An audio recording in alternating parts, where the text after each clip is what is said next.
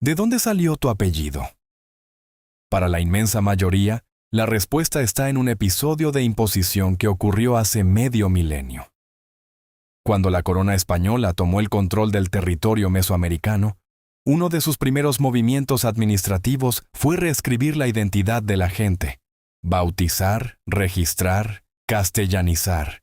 Comunidades completas perdieron sus nombres de familia de la noche a la mañana. Pero no todas. Un puñado de apellidos originarios logró quedarse, atravesando inquisición, mestizaje, migración y siglos de estigma. Estos son 20 de ellos. Y la historia detrás de cada uno explica más sobre México que cualquier libro de texto. 1. Texis, en Tlaxcala. Este apellido pertenece a los registros mejor conservados del estado. Lo usaban los Macehualtin, la capa social intermedia del mundo náhuatl. No eran nobles ni siervos, sencillamente campesinos alejados de los centros de poder colonial. Su lejanía geográfica terminó siendo su salvación, porque a los funcionarios españoles no les convenía trasladarse hasta esas comunidades solo para imponerles un nombre nuevo. La supervivencia, en este caso, no vino del heroísmo sino de la distancia, y esa idea deja una pregunta abierta. ¿Cuántas tradiciones mexicanas perduran simplemente porque nunca nadie se molestó en perseguirlas? 2. Cuamatzi, también tlaxcalteca. El historiador Hugo Sacapaxtli, dedicado durante años al rastreo de apellidos náhuatl en la región, lo ubica entre los más vigentes. No es un nombre de zonas urbanas grandes. Aparece en municipios pequeños, en actas antiguas, en comunidades donde el arraigo territorial fue más fuerte que cualquier presión externa. Según sus investigaciones, fue precisamente la nobleza tlaxcalteca de rango intermedio la que optó por preservar su linaje mediante el apellido, a diferencia de los señores de mayor jerarquía, que al pactar con los conquistadores adoptaron privilegios y costumbres castellanas, incluido el derecho a montar a caballo. 3. Xicoténcatl. Un caso completamente opuesto a los anteriores. Aquí la supervivencia no dependió del anonimato, sino de la magnitud histórica del nombre. Pertenecía a los gobernantes de uno de los 4 señoríos que integraban Tlaxcala. Fueron los Xicoténcatl quienes enfrentaron militarmente a Hernán Cortés, quien más tarde negoció la alianza tlaxcalteca-española, decisión clave en la caída de Tenochtitlan. Ese peso político quedó registrado en crónicas y códices coloniales, y ningún escribano se atrevió jamás a modificarlo. 4. Cuatle. Otro apellido tlaxcalteca de origen náhuatl, pero sin ninguna placa conmemorativa ni mención en enciclopedias. Simplemente sigue apareciendo, generación tras generación, en actas civiles de la zona de Cholula, con registros continuos desde el siglo XVI hasta hoy. 4 siglos de continuidad silenciosa, sin reconocimiento institucional, solo persistencia. 5. Coatl, serpiente en náhuatl. Se localiza principalmente entre Cholula, Huejotzingo y Atlixco, en Puebla, aunque también sobrevive en formas derivadas como Coateco, gentilicio del lugar de la serpiente, o en la castellanización popular, Cuate. Vale la pena recordar que, para los pueblos náhuatl, la serpiente no simbolizaba el peligro ni el mal, como en la tradición europea, sino el tiempo cíclico y lo que siempre regresa. Ahí están Mixcoatl, la Vía Láctea personificada, o Quetzalcóatl, Dios asociado al viento y al conocimiento. Al forzar la conversión religiosa de las familias Coatl, los evangelizadores no solo intentaron cambiar un apellido, buscaban desmontar toda una manera de entender el mundo. No lo consiguieron del todo. 6. Popoca, el que humea. La lingüista Irma Xochitl Cuauhtémoc Xicoténcatl documentó, tras analizar 10,000 nombres en la región poblano-tlaxcalteca, un total de 250 apellidos náhuatl aún vigentes. Popoca figura entre ellos. Es un apellido común en Puebla y el Estado de México, y curiosamente, comparte raíz con el volcán Popocatépetl, cuya actividad constante recuerda que ese nombre nunca dejó de tener sentido. 7. Moctezuma, el apellido indígena más reconocible del país, y también el más rodeado de mitos. Deriva de Motecuzoma, aproximadamente el que se enoja con severidad, nombre del gobernante que recibió a Cortés en 1519. Se estima que actualmente existen más de 1000 personas con este apellido en México, descendientes de un linaje amplio gracias a la numerosa descendencia del Tlatoani. Curiosamente, el apellido también existe en España, portado por una familia noble que durante siglos reclamó títulos ante la corona alegando ese parentesco. El pueblo conquistado terminó, sin quererlo, heredando apellido aparte de la aristocracia conquistadora. Un dato que rara vez se menciona. Los descendientes directos de Cuitláhuac y Cuauhtémoc no llevan apellidos indígenas, pues sus hijas se casaron con españoles y adoptaron apellidos ibéricos.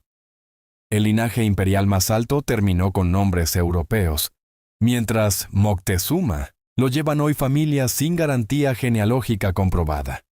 El nombre sobrevivió, pero desprendido de la sangre original. 8. Ixtlilxochitl. Uno de los apellidos náhuatl más complejos de pronunciar, y por eso mismo de los más fácilmente eliminados en otros casos. Se conservó gracias a Fernando de Alba Ixtlilxochitl, cronista colonial y descendiente de Nezahualcóyotl, cuyos textos preservaron una parte crucial de la memoria prehispánica. Su utilidad para los archivos administrativos coloniales terminó dándole al apellido una permanencia que de otro modo no habría tenido. 9. Chimalpopoca. Escudo humeante. Nombre de un tlatoani mexica del siglo XV, recuperado siglos después por Faustino Galicia Chimalpopoca, quien enseñó náhuatl en la Escuela Nacional Preparatoria, en una época donde hablar esa lengua en público se consideraba motivo de vergüenza social. Su ejemplo muestra que algunos apellidos náhuatl no sobrevivieron ocultándose, sino porque alguien decidió exhibirlos con orgullo. 10. Ocelotl.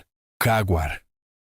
En la cosmovisión mesoamericana, el jaguar representaba uno de los 4 soles cósmicos. El apellido persiste sobre todo en Puebla y el Estado de México, aunque resulta difícil cuantificar cuántas familias lo conservan debido a la fragmentación de los archivos históricos, muchos perdidos en incendios municipales o simplemente nunca digitalizados. Con esto cerramos 10 apellidos de raíz náhuatl.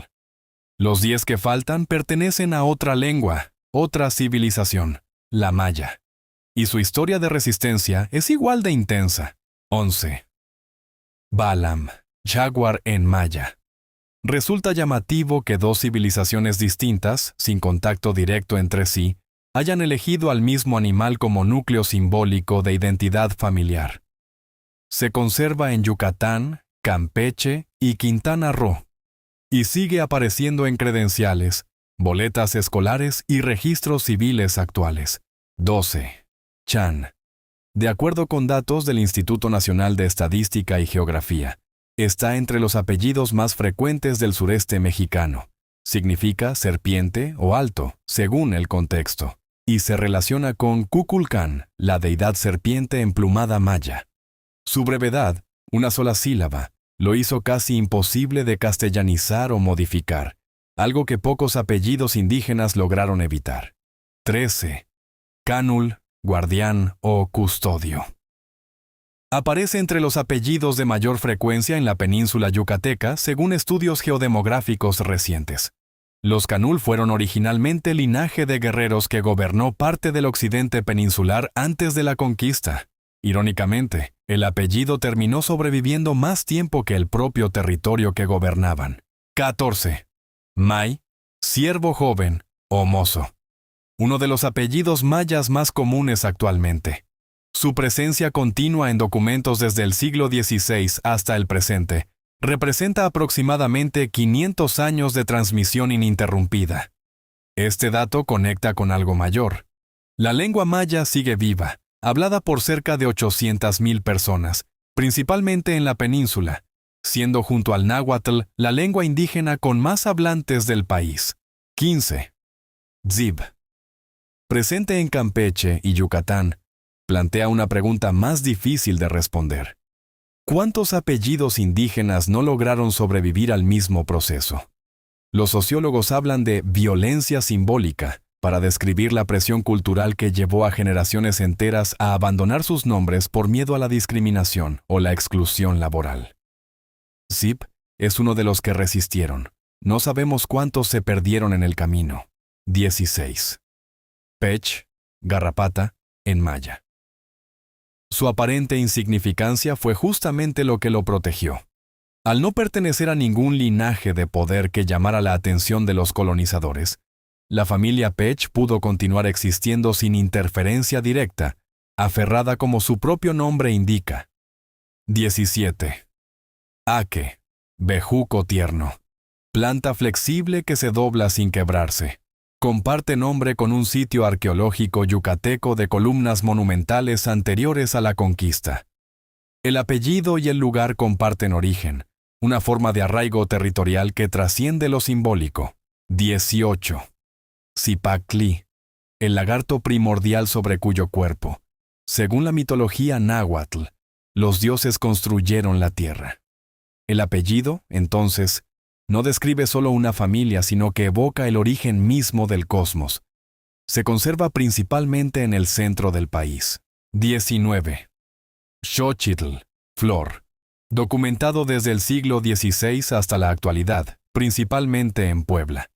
En el calendario ritual náhuatl, era también el 20º signo del tonal pohuali, vinculado al arte y la creación. Su persistencia durante 500 años sugiere que ciertos nombres son, sencillamente, demasiado significativos para desaparecer. 20. Nezahualcóyotl, coyote en ayuno, o coyote hambriento. Nombre del célebre gobernante poeta de Texcoco, autor de una obra literaria y arquitectónica reconocida incluso por los cronistas españoles.